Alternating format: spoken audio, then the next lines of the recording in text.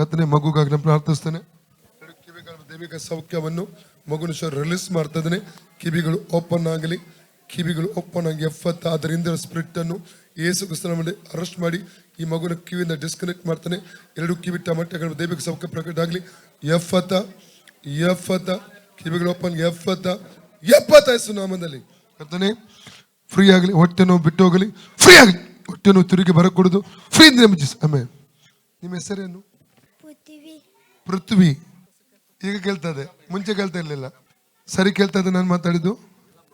ನಿಮ್ಮ ಹೆಸರೇನು ಹೇಳಿದ್ರಿ? ಪೃಥ್ವಿ. ಯಾವ ಊರಿಂದ ಬಂದದ್ದು? ನಿಮ್ಮ ಶಾಲೆ ಹೆಸರೇನು? ನಿಮ್ಮ ಟೀಚರ್ ಹೆಸರೇನು? ಎಷ್ಟೇ ಕ್ಲಾಸ್ ನೀವು? ಕೇಳ್ತಾ ಇದೆ ಈಗ? ವ್ಯತ್ಯಾಸ ಆಯ್ತಾ? ವ್ಯತ್ಯಾಸ ಆಯ್ತಾ?